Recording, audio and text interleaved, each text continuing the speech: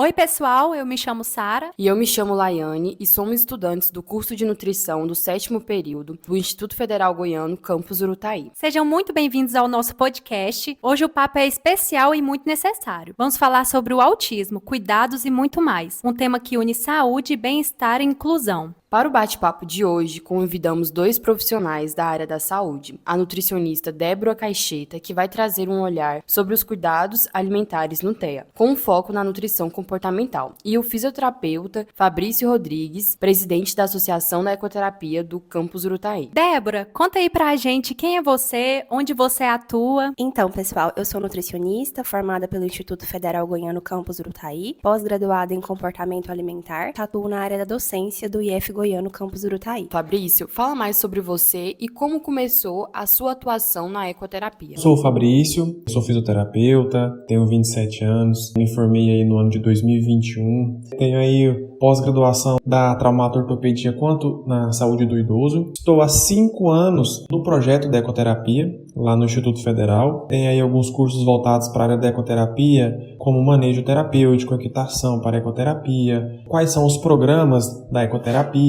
psicomotricidade aplicada à ecoterapia, dentre outros cursos profissionalizantes voltados para essa prática. Bom, Débora, para quem está ouvindo e ainda não conhece muito bem, o que é o transtorno do espectro autista? Então, pessoal, o transtorno do espectro autista é um transtorno de neurodesenvolvimento que afeta a forma com que o indivíduo se comporta, as suas relações sociais, e indivíduos com esse diagnóstico enfrentam uma série de dificuldades em suas atividades cotidianas, que podem variar de dificuldades mais leves até dificuldades um pouco mais complexas. É chamado de espectro justamente porque essas dificuldades elas são muito individuais e muito particulares de cada indivíduo. Ou seja, quando a gente está trabalhando com um grupo de indivíduos do espectro autista, não podemos, sob hipótese alguma, generalizar esses indivíduos, justamente porque tudo é muito específico. E quais que seriam alguns exemplos dessas dificuldades que esses indivíduos enfrentam? A gente pode citar a hipersensibilidade, a sons, a cheiro, a texturas. Esses indivíduos podem ter um hiperfoco em alguns temas, dificuldades de interação social, como, por exemplo, manter contato visual. Então, são exemplos de algumas dificuldades que esse público pode enfrentar. E, puxando um pouquinho mais para a parte da alimentação e nutrição, a questão da hipersensibilidade é o que traz uma dificuldade para esses indivíduos referente à alimentação,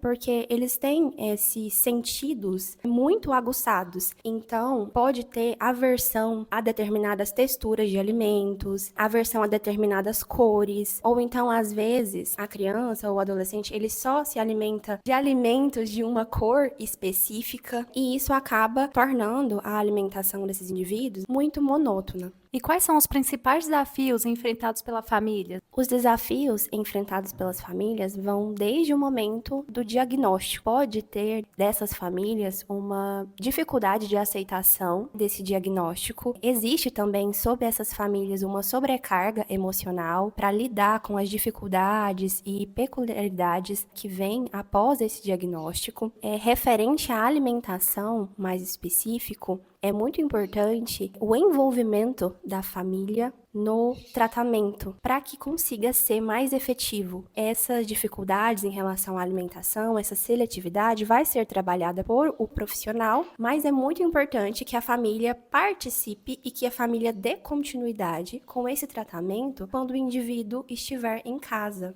Como a rotina, alimentação e terapias influenciam o dia a dia da criança ou jovem com autismo? O tratamento e o acompanhamento de indivíduos com transtorno do espectro autista, na área da nutrição, o que vai ser trabalhado vai ser justamente essa questão da hipersensibilidade e a questão da seletividade alimentar. E de que forma que isso vai ser trabalhado? O profissional, ele vai tentar inserir e fazer provocações de alimentos para esse indivíduo. Existe uma ferramenta que chama escalada do comer, que é utilizado tanto para pessoas típicas quanto para pessoas atípicas, mas que é muito utilizado para indivíduos com autismo, que essa escalada, ela varia. Então, começa na base o tolerar, e aí vai evoluindo conforme o desenvolvimento da criança ou do adolescente com o espectro. O primeiro passo é conseguir tolerar aquele alimento, porque tem alguns casos que os indivíduos eles não conseguem nem olhar. Isso vai muito da observação daquele indivíduo. Isso vai evoluindo. Do tolerar, talvez ele consiga cheirar, consiga tocar, consiga experimentar ou participar do preparo. Tudo isso vai depender da resposta dele àquele tratamento.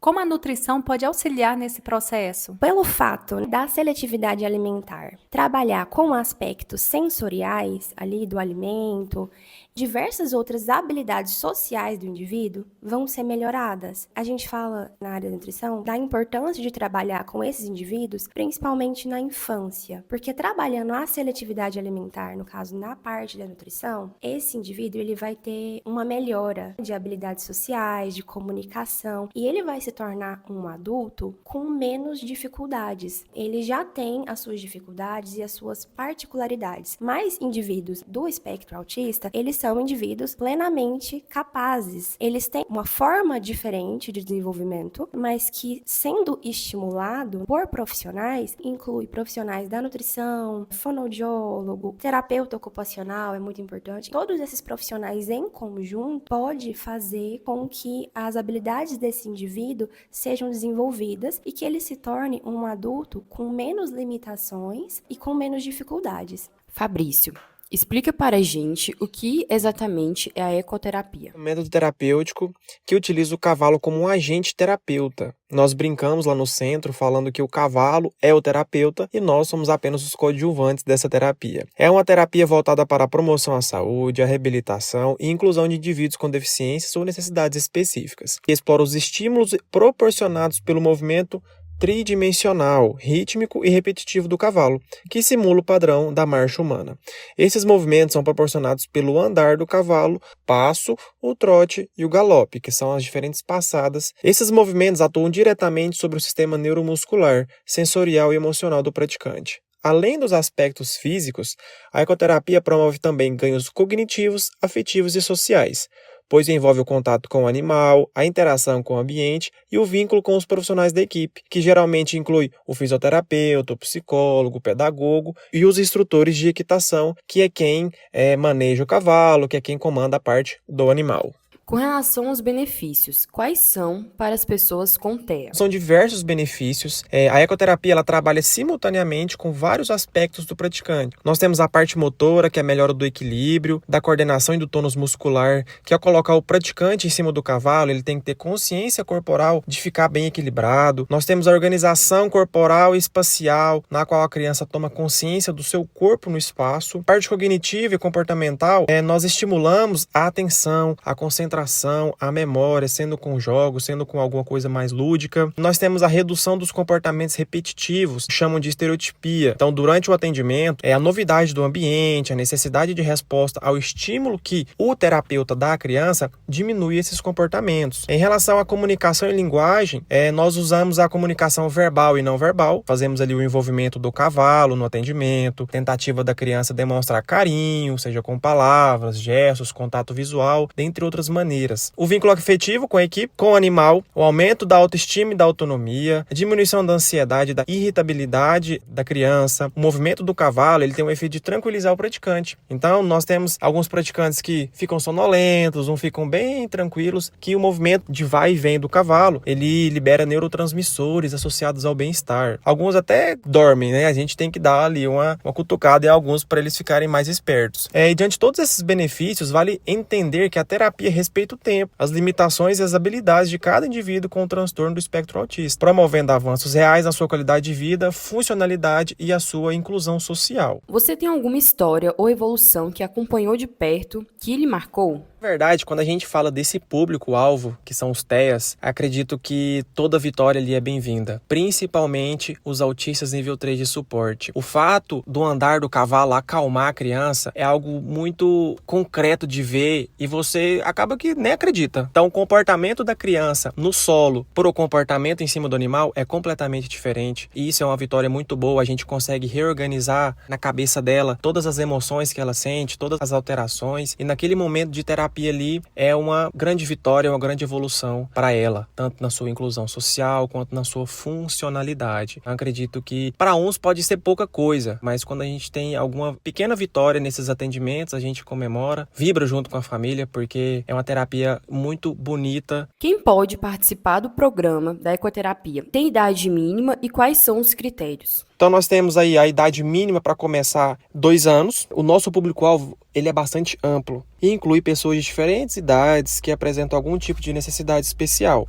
alguma condição clínica ou dificuldade no desenvolvimento físico, emocional, cognitivo ou social. Na ecoterapia dos nossos atendimentos são os TEAs, que é o transtorno do espectro autista, seguido de TDAH, atraso no desenvolvimento global, praticantes com transtorno de aprendizado, sequelas de paralisia cerebral, lesões medulares, praticantes com algumas síndromes genéticas. E aí na parte emocional, nós temos pessoas com ansiedade, depressão e transtornos do comportamento. Existem algumas observações que devem ser feitas para a admissão dos praticantes. Tem um laudo concreto, um laudo fechado. Às vezes chega a família, tem só um sugestivo. Nesse caso, a gente orienta a família e pede para que seja feita a avaliação de um profissional para fechar o laudo da criança. Então, a ANDE, que é a Associação Nacional de Ecoterapia, ela nos ampara em algumas contraindicações para a terapia. Praticantes que apresentam limitação de movimento do quadril devido à abertura para montar no cavalo, em praticantes com sérias alergias de pelo de animal. No caso de praticantes com síndrome de Down, a idade muda. Ela sai de 2 anos e pula para 3, e mesmo assim, nós necessitamos da avaliação do ortopedista por conta da instabilidade do pescoço. No caso do síndrome de Down, é aquela criança que o pescoço é muito molinho e nesse caso a gente tem que estar observando e a gente precisa do respaldo médico. Praticantes epiléticos fora de tratamento para evitar algum tipo de crise em cima do animal. Síndromes degenerativas, na qual o desgaste e o esforço que a pessoa faz para ficar em cima do animal seja prejudicado. Praticantes com lesão medular alta, que é aquele praticante que não tem um controle de tronco adequado em cima do animal, também é contraindicado.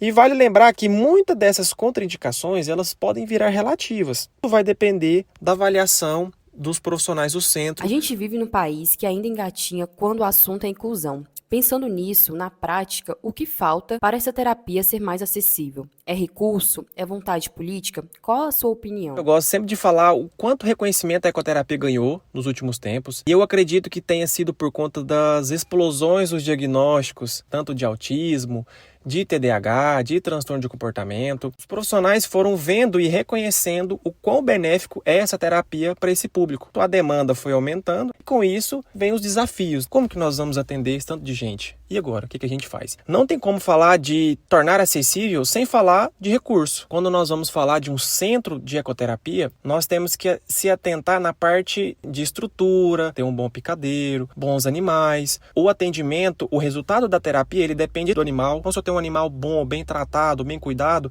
vai ser uma terapia ótima. Nós temos que ter a parte de nutrição, a parte técnica, tanto da parte do animal quanto da parte dos atendimentos. A questão financeira, ela pesa muito. No estado de Goiás, a grande maioria dos centros, eles são mantidos por parcerias. Então, é um sindicato, é a prefeitura junto com a Câmara do município, é uma associação que custeia ali esse centro e leva o benefício, para a cidade, para a população em geral. Então, assim, existe também um projeto de lei que está tramitando aí na Câmara, que é implementar a ecoterapia no SUS, E o quão benéfico seria isso?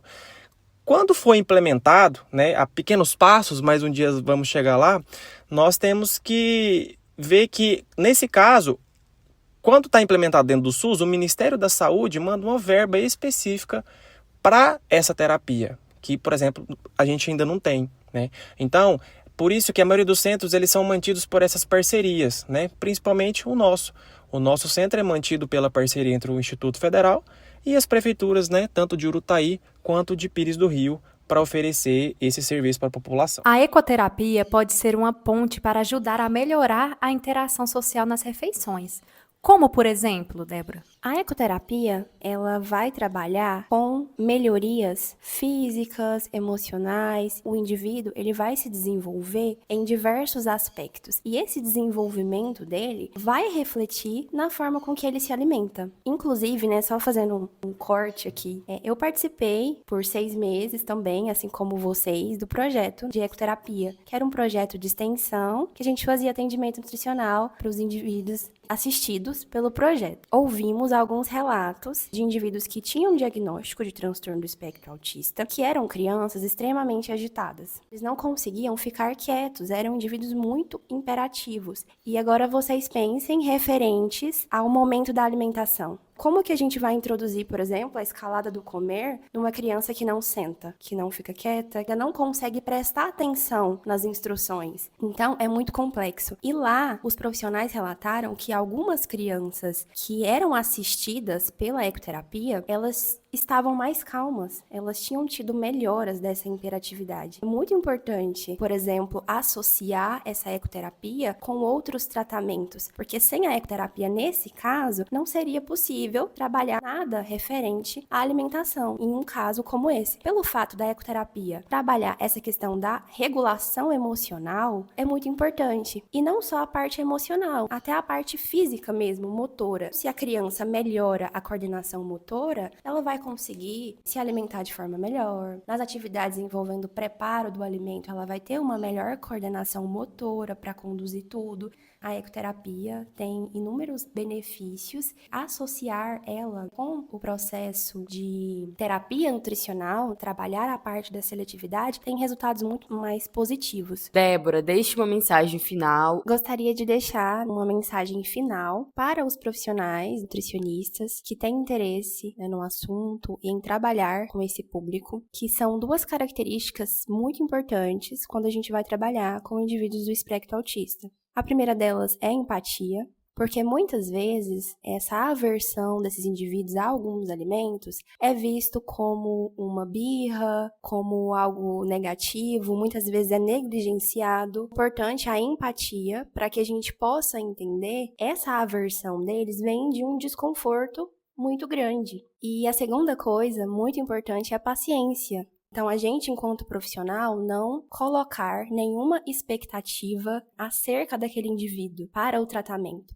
Qualquer passo que for dado, que for avançado em um indivíduo que tem transtorno do espectro autista, devem ser valorizados. Pode acontecer do indivíduo ter uma evolução e depois regredir. Então, tudo isso acontece e é muito importante o profissional estar preparado para atender esses indivíduos. Gostaria de mencionar também, pessoal, que esse podcast, ele não é a nível de autodiagnóstico. O transtorno do espectro autista, ele existe e ele é um transtorno sério que necessita de um diagnóstico dado por um profissional apto da área da medicina, para que seja configurado como transtorno do espectro autista.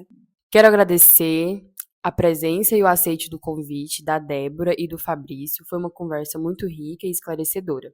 Muito obrigada. Eu que agradeço, meninas, a possibilidade de ocupar esses espaços tão importantes, e trazer essa temática que é tão relevante, e parabéns pela iniciativa.